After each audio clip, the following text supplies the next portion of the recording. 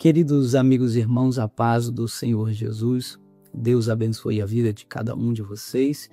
Nós estamos aqui trazendo neste momento uma série acerca das bem-aventuranças que estão introduzidas no Sermão do Monte ou no Sermão da Montanha, pregado pelo nosso Senhor Jesus Cristo e registrado no Evangelho escrito por Mateus, do capítulo 5 ao capítulo 7. E nós vamos trazer aqui alguns trechos das bem-aventuranças desse sermão pregado por Jesus sobre a ética, a moral cristã, a conduta cristã. E ele vai nos primeiros 12 versículos tratar então das bem-aventuranças. E nós vamos destrinchar aqui em alguns vídeos acerca do significado de cada bem-aventurança. O que são as bem-aventuranças? Essa expressão bem-aventurado, ela vem de um plural grego muito conhecido, que é o plural makario ou makarios, que significa literalmente felizes, ou uma tradução mais adequada, mais do que felizes. Porque o bem-aventurado, ele não é só alguém feliz, ele é alguém mais do que feliz. E expressa até uma ideia de uma alegria divina, uma alegria perfeita. E o primeiro bem-aventurado expresso aqui pelo nosso Senhor é o pobre de espírito, onde Jesus diz em Mateus 5:3, bem-aventurados pobres de espírito, porque deles é o reino dos céus. Agora, para entender esta primeira bem-aventurança, nós precisamos primeiro destacar aqui algumas ideias equivocadas sobre o que significa ser pobre de espírito. E para isso é necessário responder à pergunta: quem não é um pobre de espírito? Um pobre de espírito não é alguém de baixa autoestima, ou uma pessoa calada, introvertida. Também não se refere àqueles que sofrem, àqueles que são oprimidos, rejeitados, abusados. Até porque todas essas situações também são experimentadas por incrédulos, por pessoas não crentes, e o Senhor nunca louvaria o mundo por suas misérias. Nós entendemos que uma exegese correta também se aplica à questão do texto, ou seja, você fazer uma análise textual do texto original, do seu significado.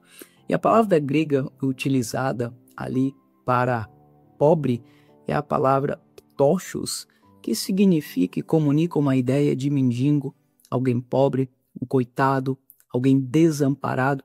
E esta palavra denota uma pobreza total e absoluta. Com isso em mente e a distinção que o nosso Senhor Jesus faz ao dizer pobre de espíritos, fica claro aqui que nós não estamos falando de pobreza material, pobreza terrena, ou seja, o pobre de espírito não é aquele que tem a pobreza material, a pobreza terrena, mas de uma pobreza espiritual. Então, quem é o pobre de espírito? Pobre de espírito é alguém que reconhece as suas miserabilidades. O pobre de espírito é alguém que reconhece a sua miséria espiritual na presença de Deus.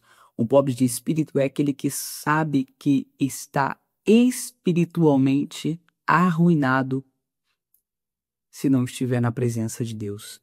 Ele está desprovido de todas as virtudes e passa a reconhecer a sua total pobreza espiritual diante do Senhor. Esse é o pobre de espírito que, segundo Jesus, herdará o reino dos céus. Os pobres de espírito exibem uma genuína humildade. Eles são totalmente despojados de todo orgulho. A exemplo, nós temos Isaías no capítulo 6, quando este tem uma visão da glória, da majestade, do poder de Deus. E ali então ele reconhece a sua miséria, dizendo: Ai de mim, estou perdido, pois sou um homem de lábios impuros e habito no meio de um povo de impuros lábios, e os meus olhos viram o Senhor. Nós temos Pedro, que logo depois da pesca maravilhosa, cai prostrado diante do Senhor Jesus e diz: Afasta-te, aparta-te de mim, porque sou um pecador. Então estes homens estão reconhecendo a sua miséria espiritual diante do Senhor.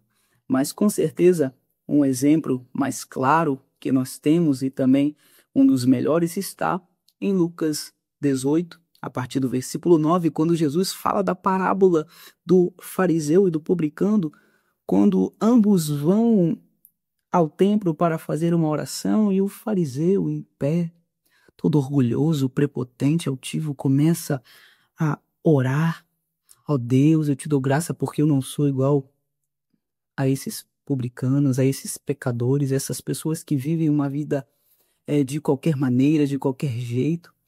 Olha para mim, em outras palavras, ele estava dizendo: eu dou meu dízimo todo mês, eu faço as coisas corretas, eu não roubo, eu não faço nada de errado, eu jejuo, eu oro no horário programado. Ele estava querendo que Deus o justificasse, o abençoasse por aquilo que ele fazia, pelas suas boas ações, pela sua boa conduta. Mas perceba o contraste entre o publicano, que Jesus chega a dizer que este não queria nem se aproximar, ele ficou de longe. Ele não queria levantar os olhos, diz o verso 13. Mas ele batia no peito dizendo: ó Deus, tem misericórdia de mim, pecador. Aí Jesus fala: quem vocês acham que desceu justificado? Aquele que estava baseando-se nos seus méritos, naquilo que fazia, ou aquele que reconheceu que não é nada, que não é ninguém? Aí Jesus termina dizendo: porque qualquer que a si mesmo se exalta será humilhado, e qualquer que a si mesmo se humilha, este será exaltado. Glória a Deus, louvado seja o Senhor. Então, queridos e amados irmãos, o pobre de espírito é aquele que reconhece a sua miséria espiritual. Ele é completamente dependente da presença de Deus. Bem-aventurado os pobres de espíritos, porque segundo nosso Senhor, deles é o reino dos céus. Deus abençoe a sua vida e fique à vontade para compartilhar essa reflexão. E se te abençoou, deixe um comentário também, uma curtida que ajuda também na propagação. E até a próxima bem-aventurança, onde nós vamos tratar dos que choram. Deus abençoe a sua vida.